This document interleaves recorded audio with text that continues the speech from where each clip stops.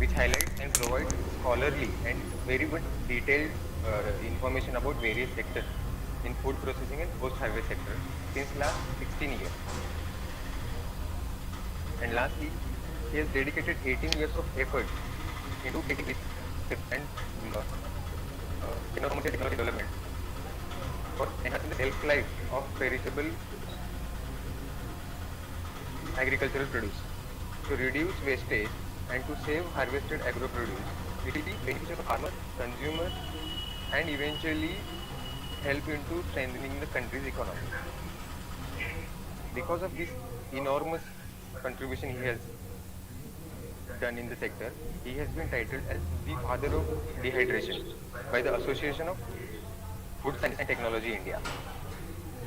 So help me in welcoming Mr. Mardikar for the session.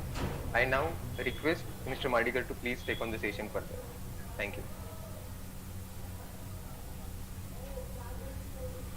Sir. Namaskar. Welcome to you all at the Prerna's webinar, Value Chain Development for Agriculture Produce. For this webinar, we prepared, as per the demand and feedback from our last webinar, a small presentation. And along with the presentation, I will going to explain or share my thoughts. The topic is very interesting topic for our farmers, for consumers, for breadwinners, for breadwinners, and for Indian economy also, even as well as global economy. This topic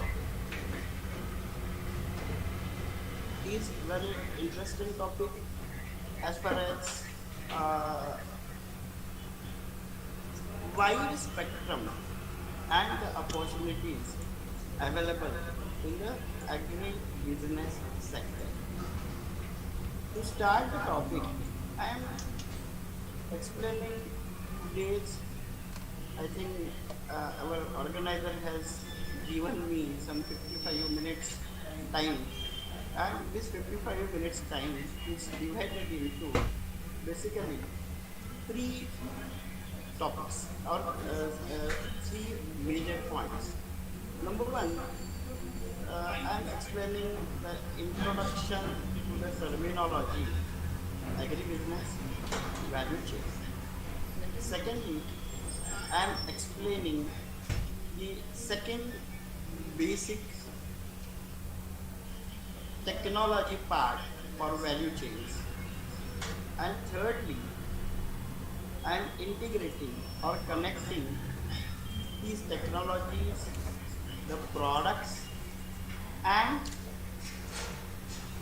the government schemes along with marketing inputs. And then we will be open for question answer session. I'm glad to giving as much as information available with me to satisfy you. I think there are some technical issues for presentation. In the meantime, I am starting the subject. See, we are enough fortunate that we are Indian or we born in the land of agriculture. India is a blessed country. India is the blessed country by nature because we Indians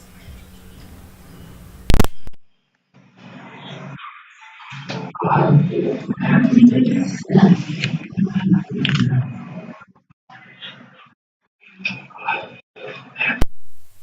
24 or 12 months the sunlight.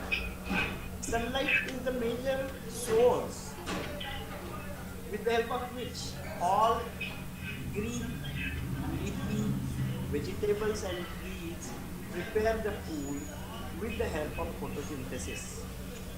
And see, there are some countries where 6 months there is no sunlight, and all those areas and countries on the earth are always depend upon food import.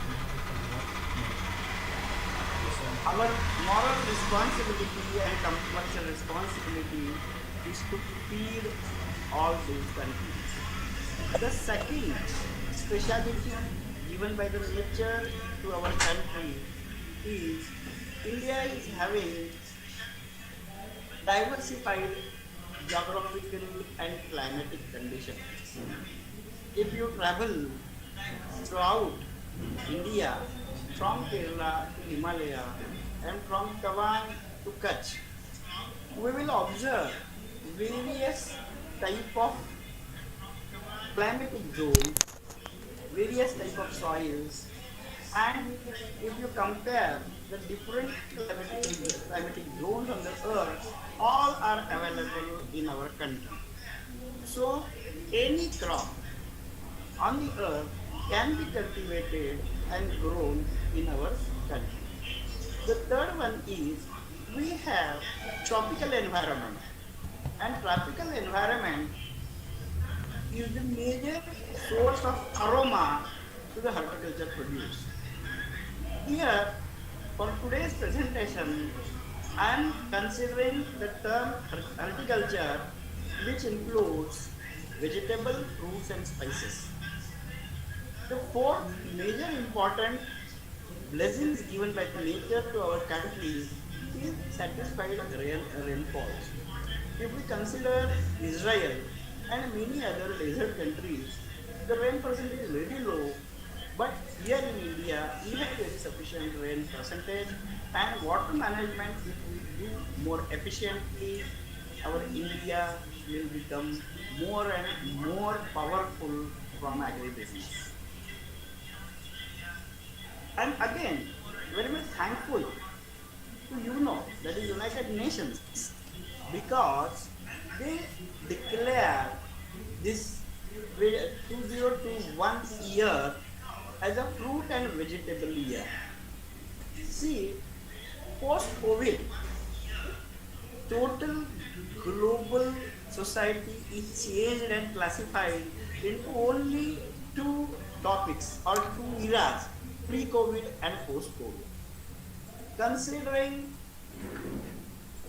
the nutritional values and immunity aspect, United Nations declared this year for fruits and vegetables, which is a very good opportunity for us as a foodpreneurs and agripreneurs. Because in this year, if you see the decade of family farming, that is 2019 to 2028, lot of schemes, technological developments will be aggregated throughout the globe by UNO. So we should have to take the advantage of this fruit and vegetable year 2021.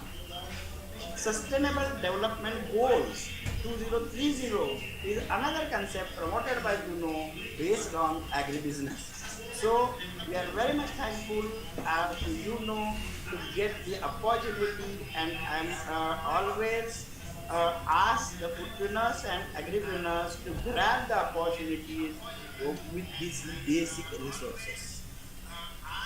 So today's presentation, again, the thrust what Udyoga Prerna is pushing to you is Atmanirbhar Bharat, and the uh, description of India is our say to Himachal.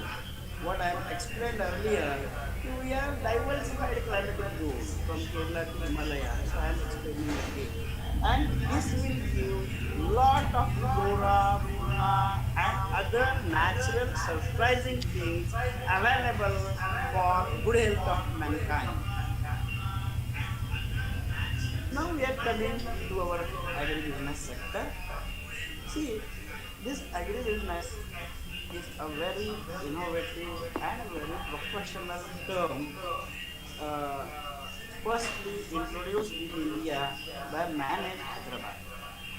Normally, agriculture and agribusiness, there is in principle difference.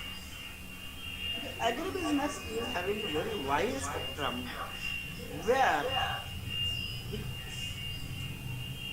boundary starts from backward linkage, and backward linkage which includes from seedlings, farming activities, integrated pest control, farming and harvesting.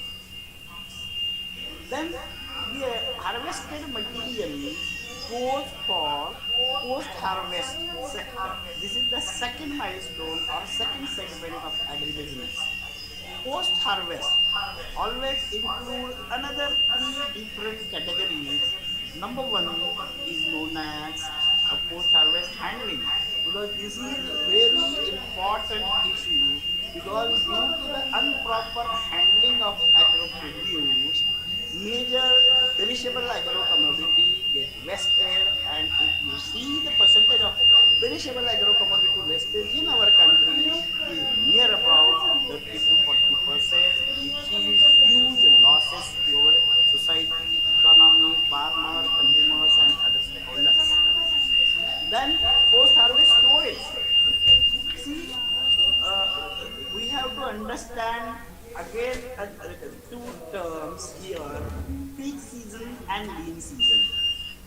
When the harvesting season started, lot of crop will come in the market. The prices are down.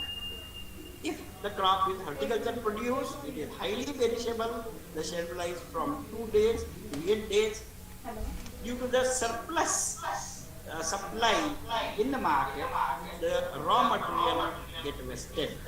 So post-harvest storage is another emerging field for our investment and for our agriculture.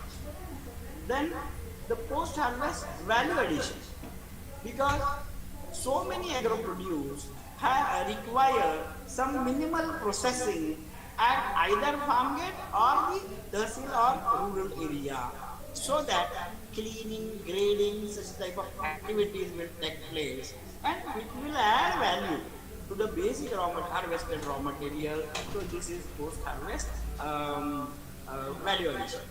Then this raw material will come to the food processing sector, which is again a very wide spectrum from traditional food to nutraceutical functional food. And then this process, the products or the manufactured different ingredients will be supplied to the consumer on the consumer hand or on the consumer table by organized supply chain. So these are the four pillars of agribusiness. And as far as this agribusiness sector is concerned, it is the sunrise sector for trade, investment, employment generation, and export. Considering next 2 to 3 decades, and long return on investment is always expected in this agribusiness sector. So, investors, entrepreneurs, all the businessmen who want to diversify, this is the most promising sector for next 2 to 3 decades. India is the second largest producer of fruits and vegetables in the world with production of 289 million metric ton of material. However, processing level for perishable in India is considerably low. Despite being a leading producer, the processing levels for fruits and vegetables in India are at a very major 2% to 3%. Now it is going 5% to 16% with the help of government programs. According to the working group report under Niti Aayog on demand and supply projections for 2030 submitted in February 2018, the demand for horticulture produce, including fruits and vegetables, will increase from 128 million tons in the base year of 2011 and 12 to around 190 million tons by 2020-21 and further 3 to 7 million tons by 2032-23 in the baseline scenario. In short, the demand of agro produce is going to increase very mathematically, and the population growth is furthermore, and the demand may be lesser, so that lot of intervention by technology, by information technology, by government policy, we have to consider to increase the productivity so that we can feed everybody on the earth. These are the four pillars of agribusiness: backward linkage, which includes farming activities. Here, the intervention of modern technology required. We have to consider integrated pest management, residue levels, then productivity, intercropping, so that there are much major opportunities for these backward linkages. Even controlled atmospheric farming, which includes polyhouses, glass houses, hydroponics, will be the much more opportunity for investors because we can give traceability to the global community. Then the second pillar is post-harvest activity, where we have to redefine the new SOPs for handling, for transportation, for storage, and primary processing, which includes automatic or mechanical farming, mechanical harvesting, but farm level cleaning, grading, etc. Even our Ministry of Food Processing and Innovative Foundation are promoting mobile primary processing vans or centers predominantly in India also, and and ITC, that is International Trade Center, also promoting mobile post-harvest processing centers in Africa. Secondary processing, it is value added product manufacturing.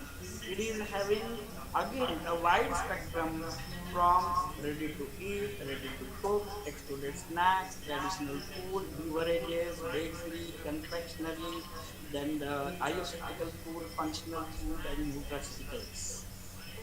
All this processed food will be then transported with the help of various means to by organized supply chain to the consumer desk or consumer table.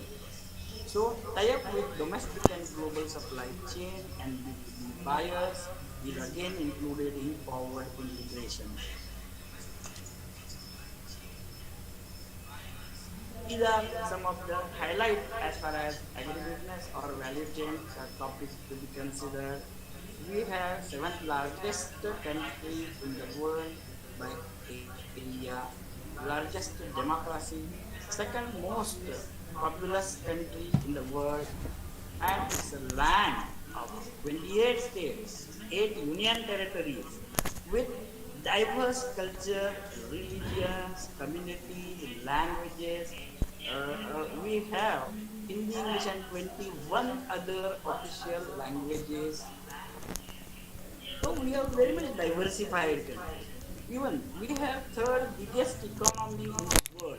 in terms of purchasing power parity, that is PPP. Our GDP currently is low, but definitely next year it will bounce back.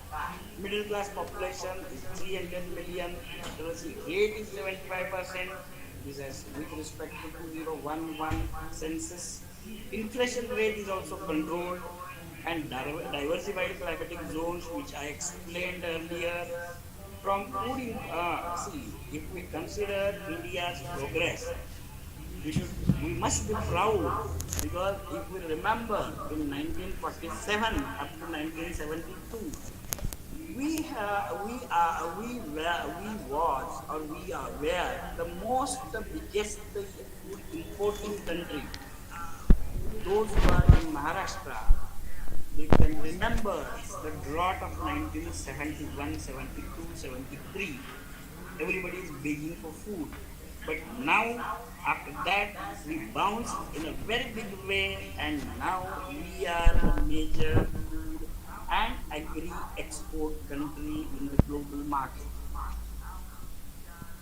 Here again, with the help of all the statistics given by various sources, our retail market is again a very huge and very complicated and with very dense graphity and depth because it is a mixed combination of elite market, very high end market, higher middle class market, middle class market, lower class market.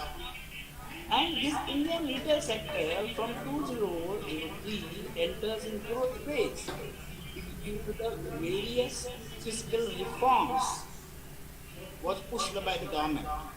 The retail sector in India is emerging as one of the largest sector in the global economy. See, if you see, we are now in ICA stores also in India. Other many organized retail chains from the globe, just like Sainsbury or Tesco or any other organized retail chains, are collaborating with Indian origin organized retail chains. If you see the sale of Walmart or Amazon, it is very much high volume compared to other countries. There are some figures and statistics for our retail sectors from reliable sources. Again, we have one of the top five retail markets in the world by economic value. One of the most dynamic and fast-paced market.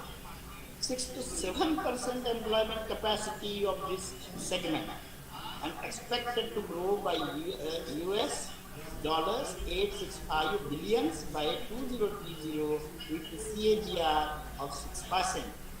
See, why I'm insisting all these figures to you, my friends? Because we are the biggest buyer. The biggest middle class is available in our country. So export is always good. But Indian market is also very huge that you have to remember because the global community want to dump their products in our country. So our Indian entrepreneurs or agripreneurs also have to consider all these opportunities with detailed study with modern technology and marketing tools. कारण ते आवाज हा double होता ना For agribusiness, food and retail markets, there are some major drivers which you have to study in details because these are the major factors affecting the market trends. And before investing or after investing to manage the enterprise techno commercially viable, we have to understand all these drivers. The first is growing urbanization. See, this is a very important and vital point as far as investment or market potential is concerned. Formerly, up to 2000, we are talking about metros. Then we were talking about tier 1 cities. But nowadays, we are talking about tier 2 and tier 3 cities. Even tier 2 and 3 cities are now modernization, upgradation, and urbanization of this tier 2 and 3 cities is much more faster. Even you have to consider this smart city projects pushed by central government and the effects of smart city project on the urbanization and vice versa with respect to market development. Due to the growth in the economy and the fiscal policies, the middle class population is continuously growing. And if we see, middle class is the main very reliable and very helpful consumer for the foodpreneurs and entrepreneurs. Changing lifestyle. See, the day-to-day activities and day-to-day lifestyle is becoming very fast. So, with the help of this changing lifestyle, the needs or the food needs or the nutritional needs of Indian consumer and global consumers are changing. And this will be the major opportunity to develop various products in the value chain. So, changing food habits and lifestyle, if we consider combinedly, we can there is huge scope for innovation, for lateral thinking, for developing various new products for various segments. And with the help of this, all these policies and the favorable conditions, there is huge growth or fast growth in agribusiness sector. Again, see, due to the urbanization and the little bit high living standards, nowadays the percentage of nuclear families is growing, and the needs and the necessities of nuclear families are very much different than the traditional methods or traditional family needs. So you have to understand, you have to study and develop the product to make compliance of nuclear families. Again, our major market, though it is a retail market or agribusiness market or agriculture sector, is totally unorganized. The unorganized sector percentage is more than 85%. Supply sides, to understand this field, we have to understand the supply side. Here, farmers and agriculture sector related business are available, or we have to classify in the supply side. Then there is demand side, where the consumer is there in various market segments.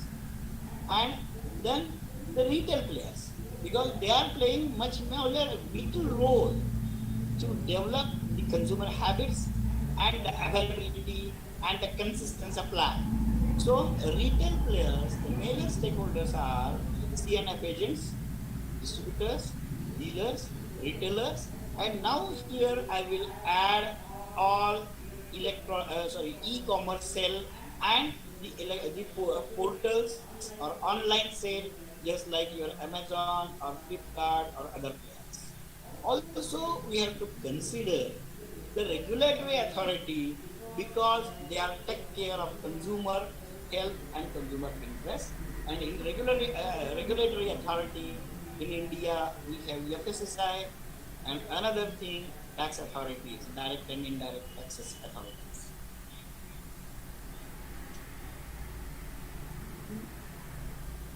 Here, after understanding agribusiness concept, the further I am moving value chain. Value chain is a very interesting concept. We should have to understand, because it may absorb all of the stakeholders very comfortably and in win-win situation. As per the researchers, a value chain is not an object that you can see. According to us, that is Udyoga Prerana, value chain in agriculture is the invisible part of agribusiness. Concept interconnected from farmer to consumer with number of steps, stages, and connections, including number of stakeholders, adding value to basic agro produce. While working in the field for rural livelihood and farmer empowerment, we have our own observations in Pan India and Africa for small and marginal farmers. Because Udyog Prerna is working with the farmers for last so many years, and we have our own observations and some theory or SOPs to empower farmers and to develop agribusiness with the help of value chain. We consider value chain of horticulture produce or agriculture produce as an important tool to empower farmers and rural livelihood and offering good food, safe food to the consumer. The major facts Pan India and Africa are the major farmers are small and marginal farmers with low land holding from half acre to 5 acres. Major farmers belong to below poverty line category. Farmers are either illiterate or poor educational background.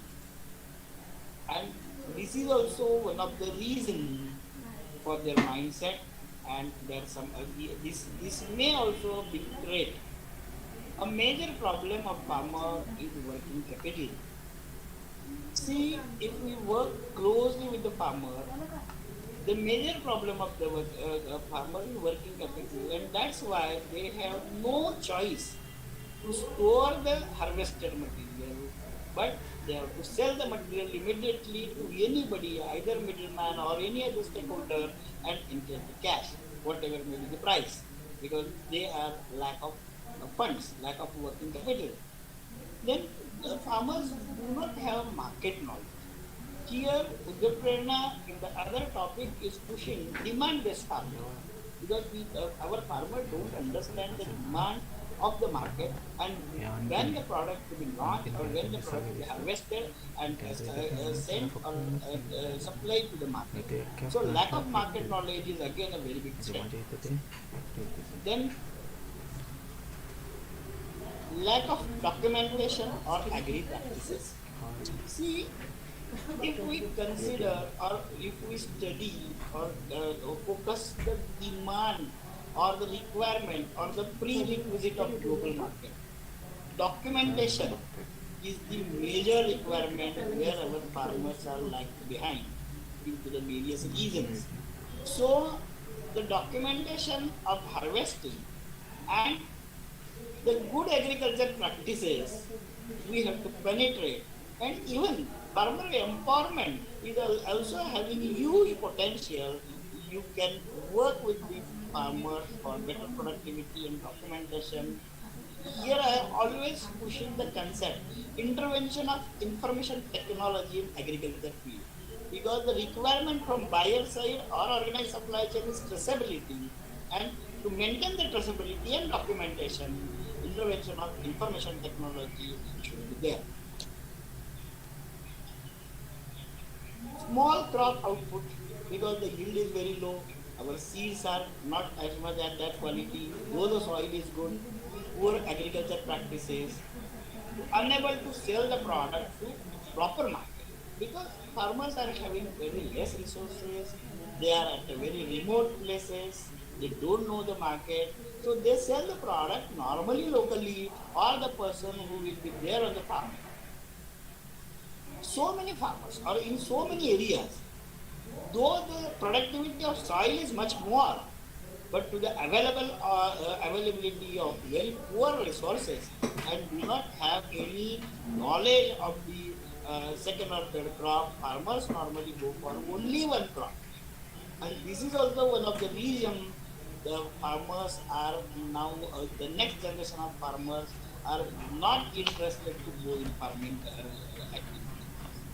If we push these farmers for second and third crop, which may be possible with the intervention of water management and new technology and the empowerment of farmers, the entire picture of rural India will be changed. So scarcity of resources, because aggregation of resources again is a problem. And here intervention of government, NGOs and the stakeholders who are working as a CSR, they should focus this scarcity of resources or aggregation of resources. Even Agripreneurship, foodpreneurship, and entrepreneurial attitude is playing vital role to grab the resources, to make the business plan. So, agripreneurship and foodpreneurship, these are the new terminologies pushed by Udyoga Prerna for last decade. Long chain of middlemen and commission agents. What I explained earlier, the farmers are in the very remote area and the markets are very long distance in the urban area. There is a chain of middlemen and commission agents which are really exploiting farmers and consumers. So this point also to be addressed by foodpreneurs and agripreneurs and information technology experts. Huge wastage of perishable agro commodity due to lack of market, improper handling, no storage facilities, no processing facilities available in the rural area, and this will be the national wastage. Again, these are the stakeholders of value chain. Here, for farmer empowerment, Udयोग Prerna's philosophy is always promoting farmer producer companies because with the help of farmer producer company we can empower farmers and the bargaining power of farmers we can increase considerably. So for the backward linkage, scope of work is from pre-cultivation to harvesting, including agri inputs, and the major stakeholders are farmer members from FPC and individual farmers. The second pillar of agribusiness it is post-harvest. Here post-harvest handling, post-harvest storage, post-harvest logistics, post-harvest processing and value addition. Here the stakeholders are FPC or LLP companies or other private companies. Then the third pillar, food processing and high value addition product. It is known as secondary processing and value addition, where the LLP companies or individual investors or private limited companies will be the stakeholders. And forward integration from fresh and processed agro produce and farm food products to consumer hand. This is the main scope of work, and the stakeholders are LLP, private limited companies, limited companies, or individual entrepreneurs. For this value chain, the market drivers are safe food by documentation, organic product or low residue products by certification or proper documentation. Then 100% traceability is the expectation for next decade. So from cultivation up to the product in consumer hand should be traceable, and the inputs given to the crop to the process the product should be very transparently known to the customer. Then nowadays the new demand in the market is particularly for post-COVID is health product and diet product and immunity boosting food product or fine food or innovative food or nano food.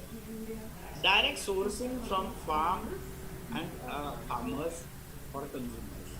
See, if we consider the post-COVID, there are many farmer groups or FPO FPCs with the help of government support.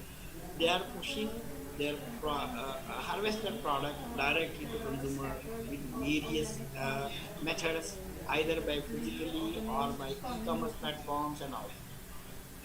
Then convenience and consistent supply is the key for getting success or to maintain and grow the value chain. So convenience and consistent supply you should have to remember. Public reviews required and studied because so many times as far as business economics and success is concerned, if the agripreneur or foodpreneur will be the solution provider, the probability of getting commercial success will be more. These are some of the statistics. Those who want to understand, my team will forward it to you. It is demand estimates in millions metric ton, and this data is taken from NITI Aayog. When This is a demand estimate.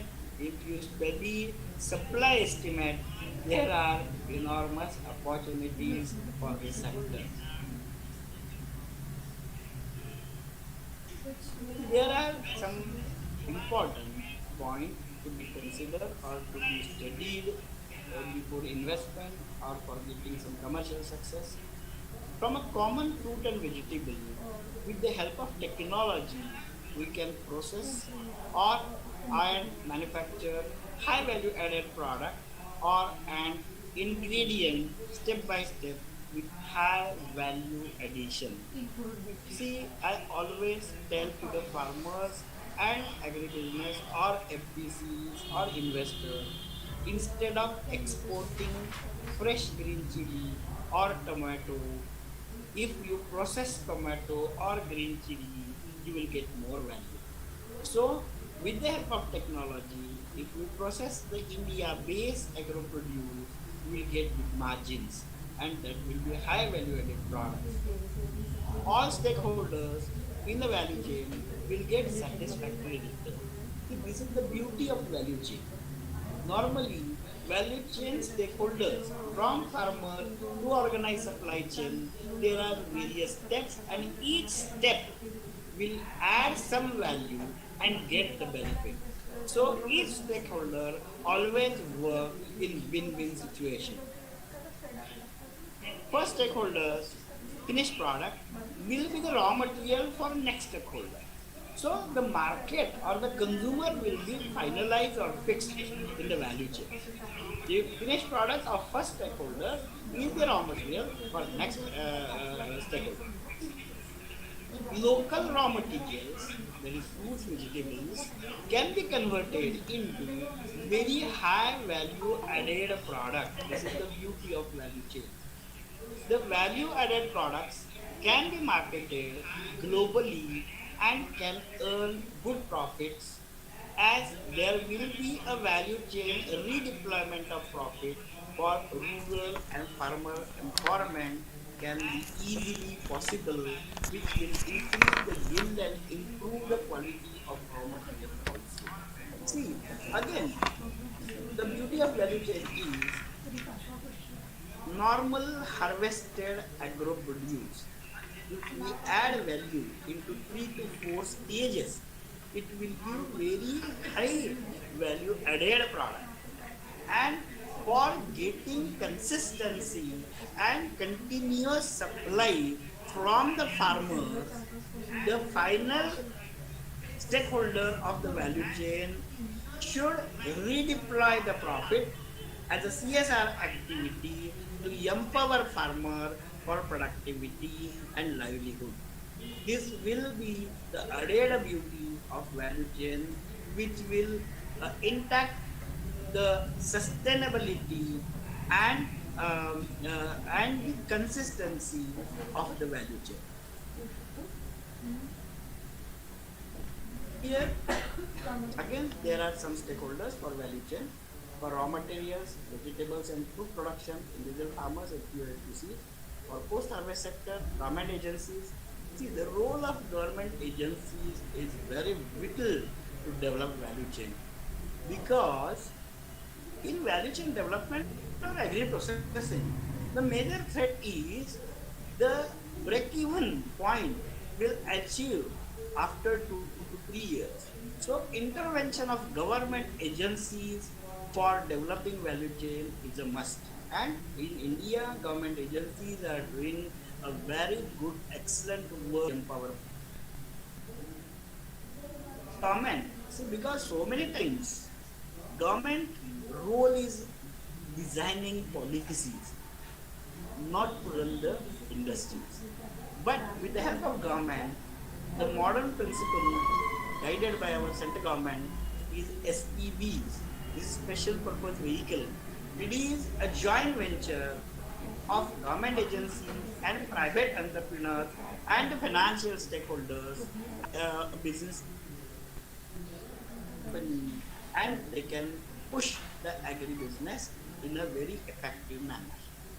So SPVs, entrepreneurs, FPCs and FPOs and investors are the stakeholders for post-harvest sector. Food processing sector, entrepreneurs, agencies, logistic agencies are the major stakeholders. The investor may be anywhere on the globe. Forward integration, organized supply chain, distributors, online portals, e-commerce portals, shops, LLM companies, government agencies. So, Udyog Prerna is pushing the concept grow in India to the global community. So, the stakeholders for forward integration may be anywhere from the globe. To understand the concept of value chain and the value addition, giving the example of turmeric. Here, turmeric is a very common product. Basically, it is in the spice category. It is a root spice product.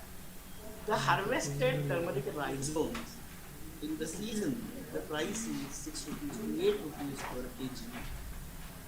Then we add this harvested fresh turmeric rhizomes to value chain. The first process is sun drying and making or manufacturing the turmeric fingers. The price that is it is a wholesale market, 45 rupees to 70 rupees a kg, and the raw material requirement, that is fresh rhizomes, 5 to 6 kg required to make 1 kg of finished or dried turmeric finger. Then the another value addition is for consumers, turmeric powder is the product, and this dried turmeric fingers we do the size reduction activities and size separation activities. From bulk pack, the price may vary in the bulk market. It is 50 rupees to 150 rupees a kg. Then again a value addition with high value added product which is known as curcumin. It is the yellow color with very high medicinal properties and health benefits. It is curcumin, and the price range is 3,800 to 6,000 rupees a kg in the domestic and global market. And from 100 kg of turmeric powder, we can get 2.5 of the value addition in only consuming curcumin is a bit difficult. It is used as a medicinal ingredient or the natural food color. But if we pack this curcumin in a capsule form, then 100 mg capsule will be sold in the market at 13 to 40 rupees per piece. So from 1 kg of curcumin, we will make 10,000 in a kg. So this is the example of value chain, and every stakeholder can take the profit with respect to intervention very actively and very quickly. Similarly, we can make this type of value chain for different agro produce from vegetables or food sector. Here, in continuation with last example, horticulture crop can be classified into following method or following categories: vegetables. Some of the key shortlisted vegetables are spinach, coriander, that is leafy vegetables. From spinach, we can extract a natural green color, which is having very high value addition. Fresh spinach we can sold. Dried spinach we can use for soups and many other applications in RTC and RTE sector. Similarly, for coriander leaves, we can consume graded, clean seasoning and flavoring agent in our day-to-day culinary products. Then we we can dehydrate, and dehydrated coriander leaves will be the major ingredient for our TCRT products. The second, fruit vegetables. Assorted two examples are taken. Tomato. Fresh tomato is always preferable for your day-to-day culinary purpose. But grading of tomatoes will add value. Then you can dehydrate tomatoes, you can make puree, you can make pulp, then you can extract lycopene, which is the major ingredient for cancer treatment medicines, can be extracted from tomato, and this is tomato value chain. Green chili itself is a very fresh green chili is known to you. It is highly acceptable over the globe. Then nowadays, by increasing the volumes of RTC, RTE product, dehydrated green chili is again a very new product. It is acceptable globally and with high valuation. Then we can dehydrate and make a powder of green chili so that the color of the food will not be changed as is changed by red green chili powder. Then we can extract the green oil from green chili powder, etc. So these are the value chain for green chili. Similarly, for bottle gourd, you can consume, you can make sauce, you can make the juice, you can dehydrate, you can extract fibers, and you can make various types of functional food from bottle gourd. Cucumber is very surprising fruit on the earth for various medicinal application, for culinary application. You can consume cucumber fresh or salad, or you can dehydrate, you can make powder for cosmetic use, for skin care, health care, and functional applications. Then in horticulture produce, the second category is fruit. The value chain of mango. Mango value chain is again grading, packing, ripening chamber, making pulp, then making various sweets from the pulp, then making ice cream from mango pulp. Then you can dehydrate mango slices and you can sell it market. And there is again a very high value added product which is known as mango butter, which is available in the mango stone. So this is the value chain for mango. Same thing for custard apple, same thing for sapota. Banana is again very miracle fruit on the earth. You can use the entire part of banana tree and banana fruit. Raw banana, you can make it powder.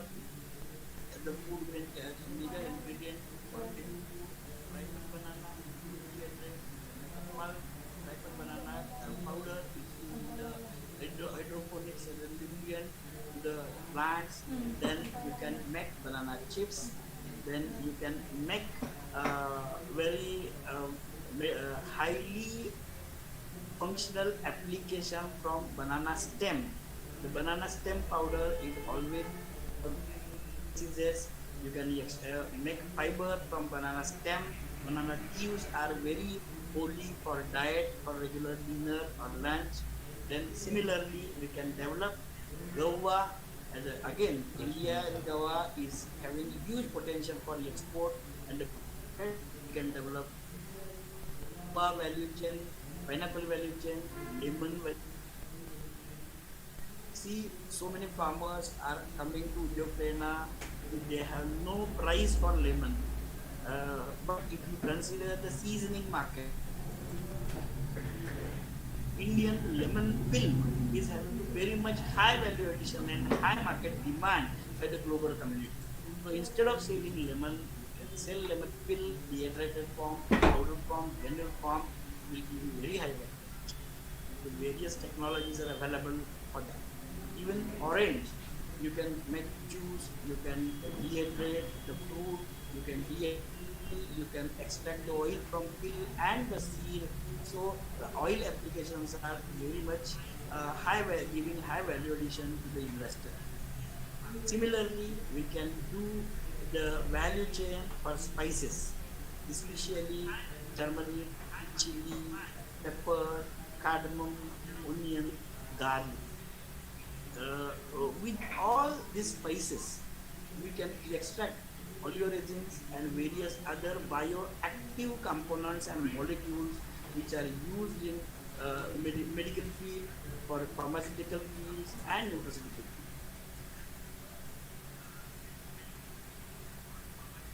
To add value or to develop a value added products, there are technologies, proven technologies available. You should have to understand. Due to the time limit, I am just explaining the various technologies available for value addition at each stage of horticulture produce. Number one, the category is inspection and cleaning. Here, various air bubble cleaning is there, or water jet cleaning is there.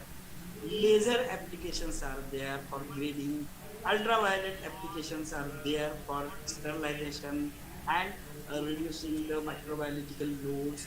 Gravity separation for grading and centrifuge for extracting some of the products. Then this is especially for inspection and cleaning, because inspection is also very much important in organized supply chains parameter. Second, there are various technologies for grading, weight wise and size wise, electronic wastage, electronic graders, various type of fixtures and laser laser separation or grading techniques. Then the third is where we can add the value like enhancement, where the wax coating, emulsification, controlled environment, cold store, all these are the technologies for shelf life enhancement. And there are various technologies for preservation, where the dehydration, IQF, scanning, juice extraction, packaging is there. Packaging is also having a very huge spectrum for normal packing to aseptic packing. Secondary processing, these are the again technologies for value addition, where blending, extrusion, coating are the major technologies. Then the further high value added products. The technologies are extraction technologies, which include steam distillation, solvent extraction, supercritical extraction, then the encapsulation, fractional distillation. These are the technologies for high value product we can manufacture or extract from normal agro-fuels. There are some innovative technologies for value addition, which is HPP, that is high pressure processing, irradiation, ultrasonic, and microwave technologies for enhancement of shelf life and value addition. Products. These are the major markets our agripreneurs or foodpreneurs has to concentrate for getting attractive return, which is functional food, tropical fruit, coma, ayurvedic diet, nutraceutical products and ingredients from vegetable, fruits and spices, just like I explained, lycopene or curcumin, oleoresins or capsaicin, etc. Then oleoresins and oil is having again a very huge high value added product and very huge market globally. Natural food color is emerging market in the future. Then food for specific purpose and food with proprietary formulation. Food for specific purpose means diabetic food, cardiac food, cancer food, Parkinson food, which is having huge demand in future. And proprietary formulations means with the help of your expertise or your forefather expertise, you can develop a product which is having very specific nutritional values. See, to promote and to get the success of value chain exercise and the investor or entrepreneurs, our government is playing very proactive role nowadays. If you see the provisions in the last budget, which was declared by our honorable finance minister Nirmala ji, the huge investment provisions are done to promote agribusiness and value chain activity. Some of the key schemes to assist agribusiness stakeholders due to the time constraint, giving you the highlights. One agency is Ministry of Food Processing. The name of the scheme is Kisan Sampada, and here there are 5 to 6 sub schemes for particularly post-harvest processing entrepreneurs. Creation, expansion, and post-harvest infrastructure is the flagship scheme. You can see from the moepi.nic website for the details. Even Operation Green is very ambitious scheme with 50 crores and 100 crores subsidies to develop value chain. Then another flagship agency to design and promote the financial and incentives is MIDH and RKVY. MIDH is a mission of integrated development of horticulture and RKVI's Rashtriya Krishi Vikas Yojana. These are the two flagship agencies who design and promote various incentive schemes for agriculture, for post-harvest and for food processing sectors. Then for to farmers to development. Again, SFAC, Small Farmer Agribusiness Consortium, is the major player who can participate with equity without interest for post-harvest and food processing entrepreneurs and enterprises. Then NABARD is again a very flagship and very huge funding agency to promote rural livelihood agribusiness sector. IPIDA is again very aggressive agency to give and to teach or to give inputs to our agripreneurs, foodpreneurs to export our value chain components to the global market. So with all this, our major mission is Atmanirbhar Bharat with agri value chain. Agri value chain developments are always required for rural development, farmer empowerment, rural livelihood development, slow down the migration, employment generation at rural level, sustainable farming, minimize the crop wastage, adding value to Indian agro-produce, increase export, reducing import, and rural livelihood for rural community. Our dream is agri value chain should make India Sujalam, Sukalam, Jai Hind, thank you. Now we open for questions. Over to organizer. Atul sir has explained the topic value chain development for horticulture produce very well. Now session is you can raise your questions in the chat box or raise your hands.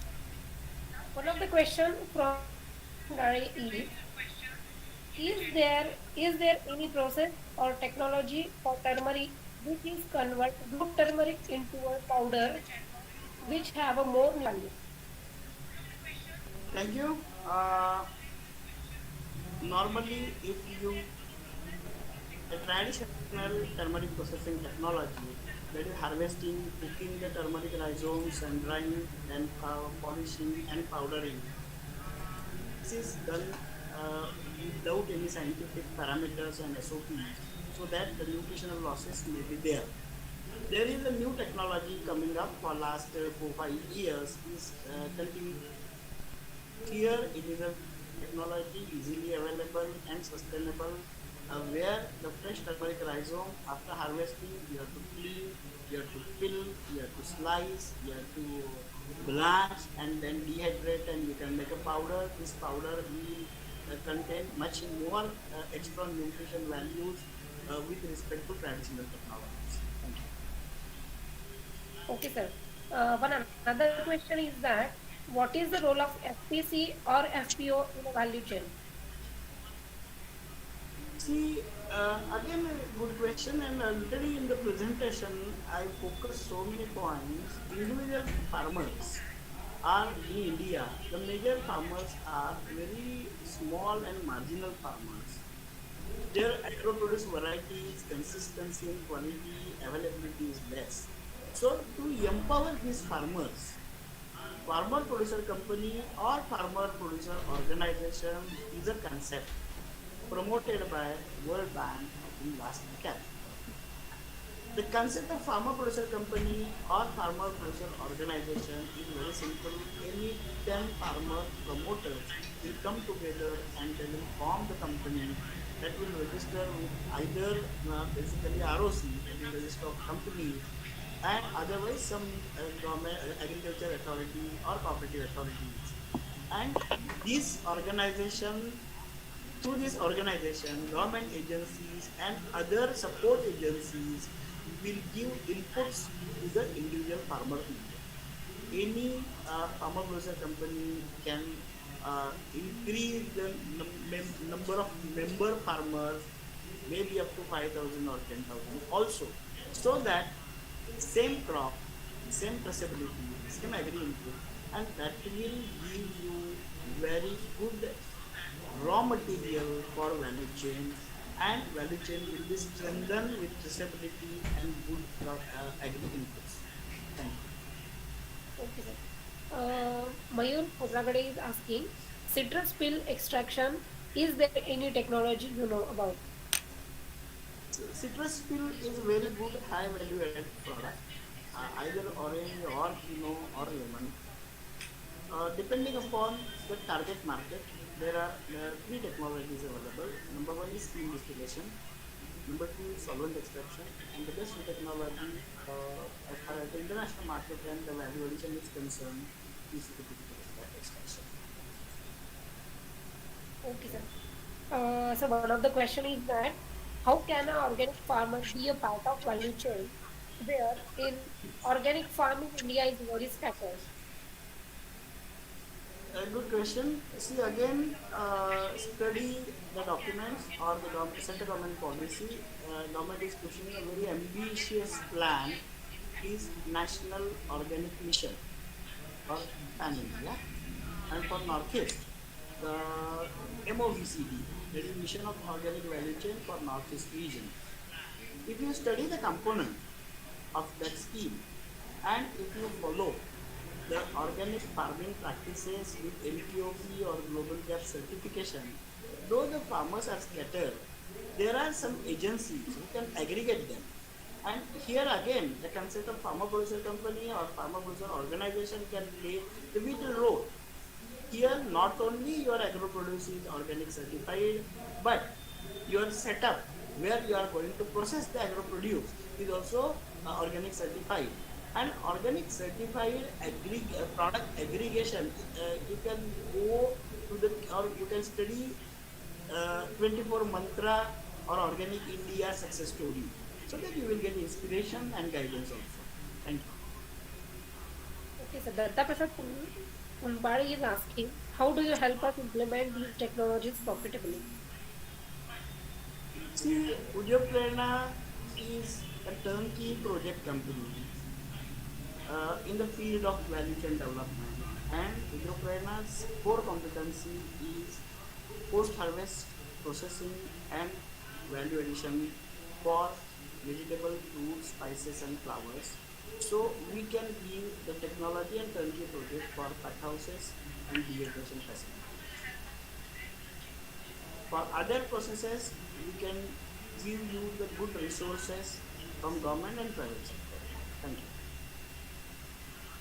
Okay, sir. What is the tentative investment for commodity chain, value chain? So again, it depends upon the size and the product. But as far as the operation green is concerned, value chain, the stakeholders are basically all the activities start from pre-cultivation up to the finished product in the consumer hand. So normally such type of value chain development, minimum investment starts from 20-25 crores and upper limit there is no upper. Please go through the Operation Green scheme promoted by Ministry of Food Processing. That will explain more details. Thank Okay, you. if a new entrepreneur in food industry, the food sector we should focus for middle class consumers. See, the answer I cannot give as a general. Always we have a very strong philosophy to run any business, though it is agri processing or food processing. There are five M's: market, material, machinery, money, and management. All these five M's are always teach in the various educational curriculums. But getting this 5M is not getting the success. The man behind that enterprise is the main sixth M who will decide. So, if this is case to case discussion and individual after individual discussion only we can give the satisfactory answer to this. Thank you. Okay, sir. Government, while giving the subsidies, are expecting huge investment from the stakeholders, so which may not be possible for the entrepreneur in food industry or farmers. So, what can be a solution for it? See, I think please study the ongoing scheme for MSMEs in food processing. There is very innovative scheme for this micro foodpreneurs nowadays, which is declared at the time of COVID pandemic. The scheme is 40 lakh rupees cost of project with minimum sale projections 25 lakhs. For such small enterprise, government is giving 10 lakh rupees as a subsidy. And the agencies are district level committees with agriculture and agri processing departments. So if you contact your district agriculture officer, you can know these schemes. Even if you are a member of FPC, major provision on your Kisan credit card. If you are individual farmer, the credit limit is 40,000, but if you are a member of farmer producer company, the limit will goes to 3 lakhs. So, lot of changes are going on for this agri business support schemes. And easy to do business. If you see the Indian score, it is going up. So all are available online. Thank you. Any other question? So, sir, uh, listener can raise his questions in a chat box. Please raise your questions in a chat box, or you can unmute yourself to ask the question. So we will wait for 2 minutes if anyone is have any question.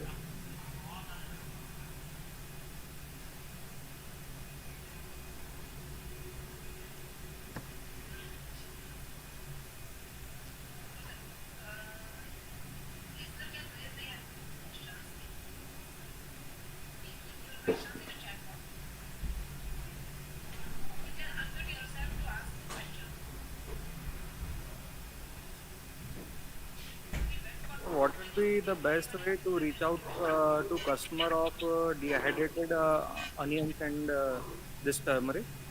I mean, the target customers. See, for dehydrated onion, uh, currently, as far as Indian market is concerned, the target customers are B2B or any food processed food industries. So you have to contact them. There are good brokers available in Mumbai or other metros, and particularly in Mahua. They can help you to sell the product. If you approach to EPIDA and Spices Board, they can promote you in the global market. And as far as dehydrated turmeric powder, the basic or the focused buyers are from nutraceutical and pharmaceutical sectors. So you can focus on that B2B pharmaceutical and functional food manufacturers.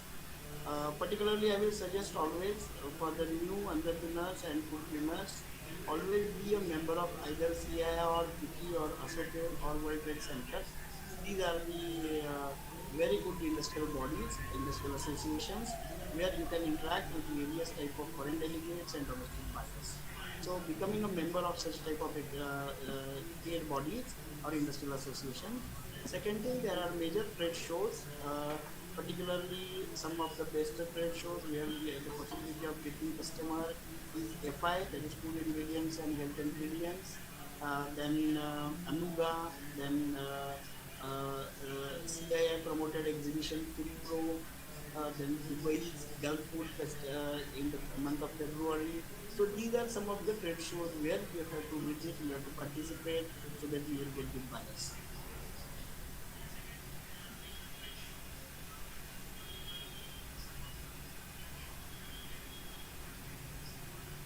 Any other question, please?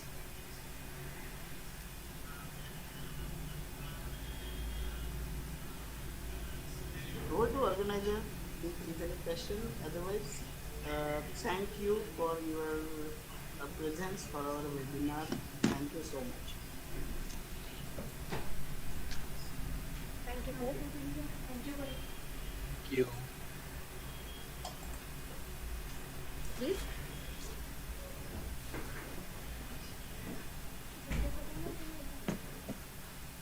Thank you.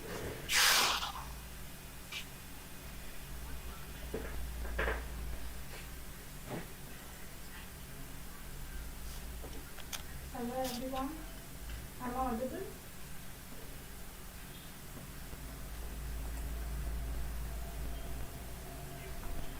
Am I audible? Hmm. Yeah. This is Madhvi from Udyog Prerna. I am the co-editor and director of business development of this company. Well then, here thank you for being present and giving your valuable time to attend this webinar and coming on a single platform where you can share your questions, your doubts, and even we can share whatever knowledge we are having at present. I thank all the audience and the associates associated with this webinar. I thank Friends Associate for the immense support they have given us, the social media platform, and of course the Google Meet. I'm thanking here the entire Udyog Prerna team who was directly and indirectly associated with this webinar. And lastly, I thank our speaker, Mr. Atul Nardikar, for the same, for the entire webinar and the knowledge shared with us. Thank you so much.